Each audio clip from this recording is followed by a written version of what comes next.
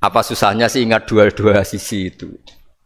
Sama bernegara atau bertetangga, kita bayangkan jangan bernegara dulu, terlalu luas, bertetangga saja ukuran. Karena nanti sama, bernegara sama bertetangga itu hadisnya sama. Kita di kampung itu ya ada masjid, dan orang-orang yang nggak sholat juga nyumbang masjid. Bahkan ada yang nyumbang masjid banyak terus tidak sholat, karena keramik saya sudah sholat katanya. Saya pernah ketemu orang model gitu itu ya ada. Jadi, tapi ada juga yang sholat terus tapi nggak pernah nyumbang masjid. Ya orang banyak.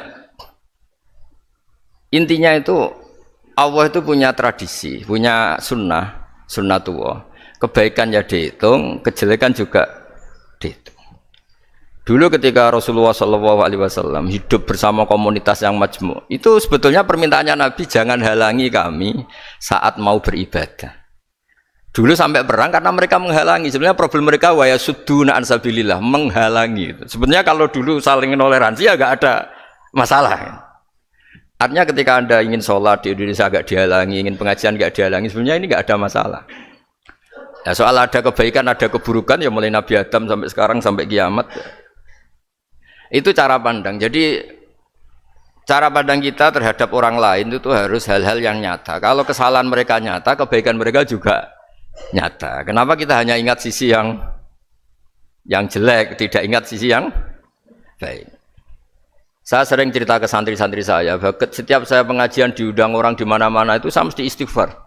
Karena gak ada pilihan. Saat saya datang ke pengajian di Sulawesi misalnya, saya tinggal ngaji di sini. Saat saya ngaji di sini, ninggal undangan yang di sana. Hidup itu tidak banyak pilihan, meninggalkan kebaikan, melakukan kebaikan. Artinya gini, dalam kebaikan saja ada kebaikan yang ditinggalkan.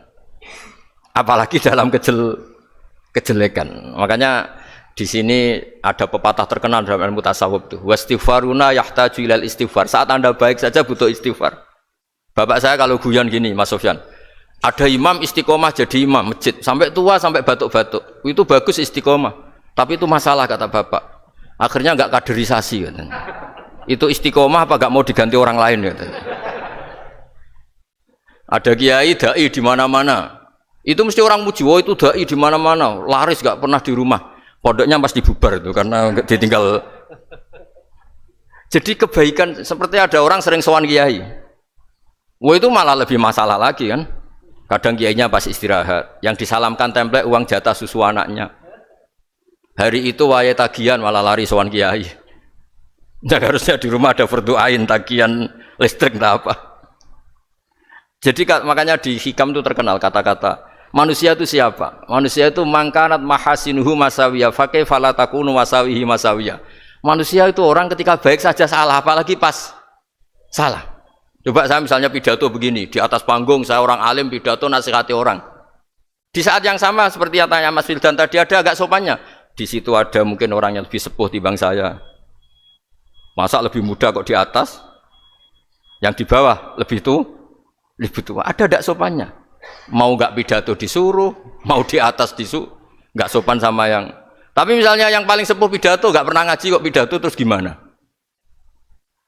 Artinya ketika kita baik saja ada salahnya, apalagi pas salah. Sebab itu ajaran Rasulullah itu suruh berdoa Rabbana dzolamna anfusana. Sebelum minta itu merasa ya Allah kita ini mendolimi diri kita sendiri. Karena dalam pilihan-pilihan itu pasti ada salahnya. Coba misalnya Anda bangun masjid habis 2 miliar. Yang harusnya 1 miliar sudah jadi. Terus nanti suatu saat ketemu Allah ditanya. Itu ada orang miskin, fakir miskin, yatim. Andai kan kamu sumbang 1 miliar itu sejahtera semua. Gara-gara kamu bangun masjid terlalu mewah. Ya tapi kadang-kadang orang kebaikannya itu orientasinya bangun masjid, gak tertarik nyumbang fakir. Saat itu cara berpikir gitu mau apa? Tapi kalau dia mau luhur manusia terbaik karena bangun masjid 2 miliar, coba diaudit secara kepentingan syar'i. Penting mana dengan ngasih makan fakir miskin? Penting mana dengan menikahkan janda misalnya?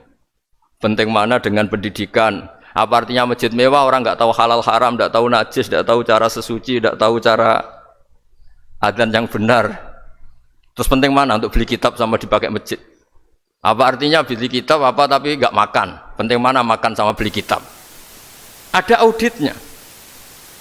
Makanya manusia itu ketika baik pun disuruh istighfar. Apalagi ketika salah. Nah, dengan perasaan seperti itu kebencian pada orang lain luluh karena potensi baik pada orang lain ternyata tinggi. Dan potensi salah ke kita juga tinggi. Nah, dilatih gitu. Jadi di Ihya itu ada kitab tawadhu. Kitab tawadhu itu dilatih, ketemu orang tua. Huwa aksaru ibadatan. Dia mesti ibadahnya lebih banyak karena lebih tua timbang saya. Pasti sholatnya lebih lama timbang saya. Ketika Anda sudah tua melihat anak-anak, huwa aqallu minni maksiatan. Mesti maksiatnya tidak banyak karena masih kecil. Terus ketika melihat orang fasik maksiat, la'alla wa yatubu alaih fa inna wa tawwabur rahim. Mungkin Allah memberi tobat, bisa saja. Umar itu ingin bunuh Nabi, tapi Allah memberi tobat. Yang sowan kiai saja tidak mesti dapat tobat. Umar ingin bunuh Nabi, tapi Allah memberi tobat. Akhirnya ya tobat jadi Islam yang baik. Dalam sejarah Wali Songo, Kalijogo sowan Sunan Bonang itu ingin garong, tapi malah jadi muridnya jadi wali. Kalau Allah sudah menghendaki tidak ada ya. Perang Uhud orang Islam kalah itu karena panglimanya siapa? Khalid bin Walid. Tapi dia malah yang dapat hidayah. Nah, sama orang yang sekarang Anda benci bisa saja Allah merencanakan ada apa? Hidayah di situ. Dan kita yang merasa benar jangan saja ada rencana Allah bikin kita su'ul khotimah, naudzubillah min dzalik, kan tidak pernah tahu. Nah, dari tidak pernah tahu itu orang diusahakan tawadhu. Wa ma adri ma yuf'alu bi wala bikum, kita tidak pernah tahu. Makanya meskipun saya ini kiai terus kata orang banyak itu ketop, kalau istighfar ya nangis betul ya. Cuma kan nggak perlu di depan umum, nanti udah ke penampilan kan ribet kan nanti. Sudah nangis nggak ikhlas, nggak mutu. Ya gitu ya.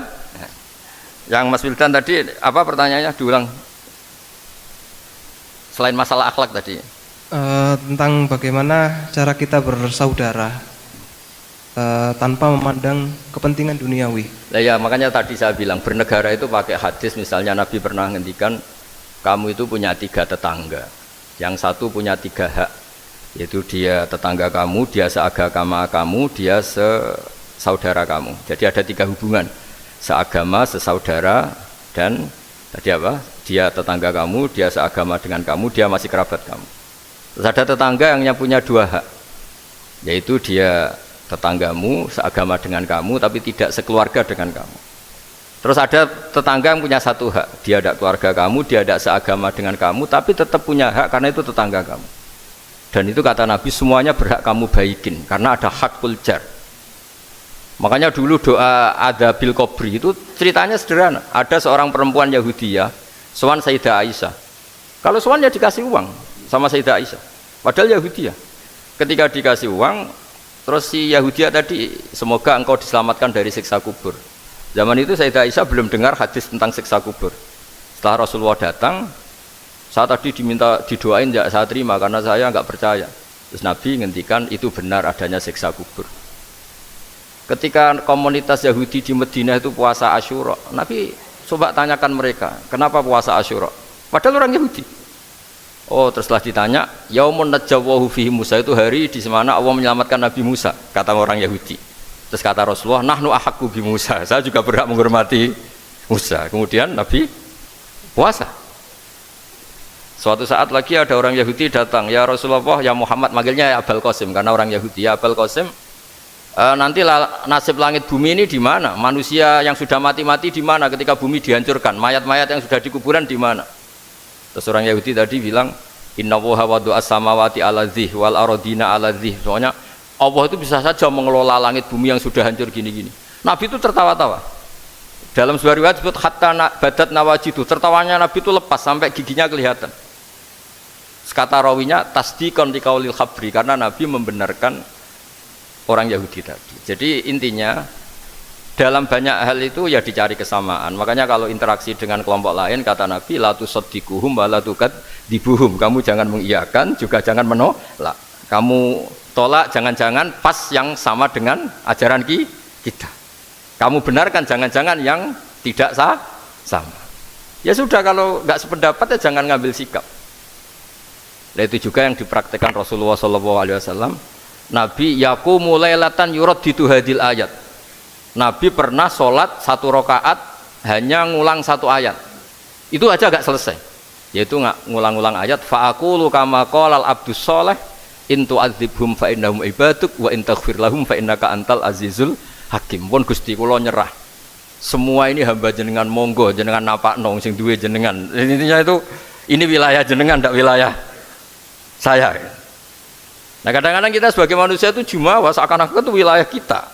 Kita nyiksa terserah kita, mengampuni ya terserah kita. Padahal tidak milik kita. Dunia ini milik Allah Subhanahu wa Ta'ala. Makanya yang terakhir saya ijazahkan ijazah bapak. Bapak saya itu orang hafal Quran, alim tapi lucu, senengannya guyon. Kalau ngajarkan saya tauhid, tasawuf itu gampang. Hak, kamu punya tetangga, punya Innova. Terus kamu berpikir, kamu miskin berpikir, itu pajaknya saja berapa? Kalau apa itu bannya sudah halus, itu gantinya kayak apa? Kalau rusak kayak apa? Terus kata bapak, orang melok duwe kok mikir, udah ikut punya kok mikir. Terus coba kamu nggak ikut punya Alphard, terus saya mikir, wah itu pajaknya berapa Pak Martinus, bisa dipakai beli motor kan? Pajaknya apa? Alphard ini. Oh nggak ikut punya kok. Nah, dunia itu rawekmu, mau pikir lah, apa sing duwe? Maksudnya itu, dunia itu milik Allah, apa kamu pikir itu milik yang punya gitu. Nah, itu yang dimaksud dalam ilmu tasawuf, da'it tadbir fama qoma bi ghairuk la tuqim bihi nafsak. Sudah kamu tidak usah ikut campur, itu wilayahnya Allah katanya, karena wong tidak ikut punya kok ikut mikir. Anda benci orang, benci sekali karena dia tauhid misalnya. Jangan-jangan Allah punya rencana memberi hidayah dia, atau Allah punya rencana dari dia keluar orang-orang Islam yang soleh.